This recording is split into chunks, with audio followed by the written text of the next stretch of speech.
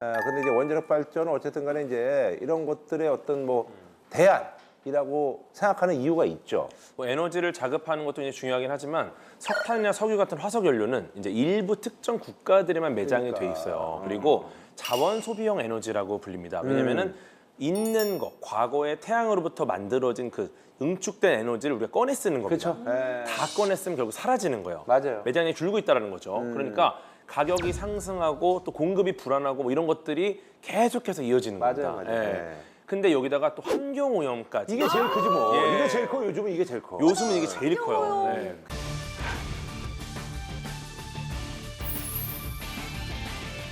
올여름 이게 더위 이런 거 생각해 보면 너무 심했어. 우리가 전기를 써야 되는데.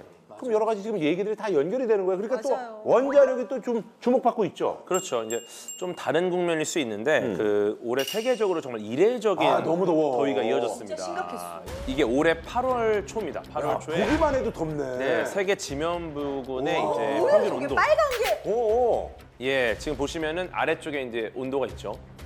해수면 온도도. 이야. 해수면 바다가 저렇게 온도도- 뜨거우니까. 그쵸. 엄청 뜨거워. 고기들이 살지 못할 것 같아. 예, 이제 뭐 고기들이 사는 생태가 좀 바뀌는 거예요. 이제 생각 바뀌죠. 예전에 있던 물고기, 잡히던 물고기가 이제 안 어종이 잡히고 맞아. 새로운 어종이 잡히기도 하고. 맞아. 예. 네. 그럼 왜 이렇게 지구의 지표면 온도, 뭐 해수면 온도가 상승을 했을까? 가장 큰 원인을 보는 게 무분별하게 사용되는 화석 연료 맞아요. 때문이다. 맞아. 화석 연료가 결국 이산화탄소 같은 맞아. 온실가스 배출을 합니다.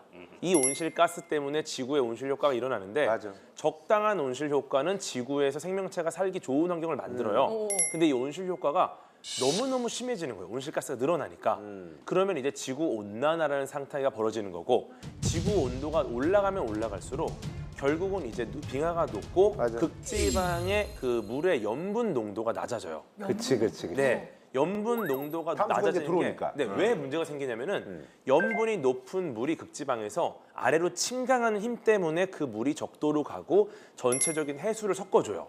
해수 대순환이 일어나는데 극지방의 물의 염분 농도가 낮아지니까 이 내려가는 힘이 약해집니다. 그 말은 섞어주질 못해요. 아하. 네, 다시 말하면 우리가 욕조에서 뜨거운 물, 차가운 물 트는데 이거를 섞지 않고 목욕을 하는 거예요. 그럼 우리가 딱 가운데서만 목욕을 할 수 있잖아요. 결국 사람이 살거나 농작물이 자라는 그 환경이 굉장히 좁아지는 겁니다. 그럼 어떻게 되니까 결국 전쟁이 또 일어나겠죠. 나 너무 무섭다. 네. 이게 단순한 문제가 아니라 전 지구적 문제이고 또 우리가 사는 직접적인 문제이다 보니까 이거를 한 국가에서만 이야기할 게 아니라 우리가 전 세계가 같이 좀 논의를 해야 된다라는 이야기들이 있는 것 같아요. 네네. 그래서 2015년에 전 세계 195개국이 함께 채택한 것이 있습니다. 그게 바로 기후변화 협약인 파리 협정이거든요.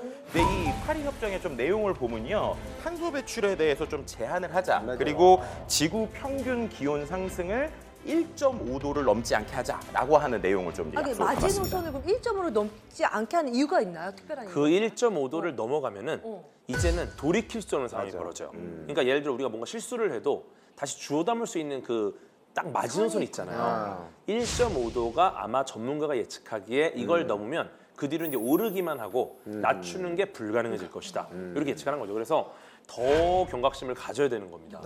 네, 그래서 이제 탄소 배출은 안 돼. 근데 에너지원은 없어. 결국 선택할 수 있는 거는 원자력. 원자력. 화석 연료를 이용해서 이제 에너지를 만드는 네. 그런 발전에 비해서는 어쨌든 탄소 배출이 없는 거라고 보면 돼요.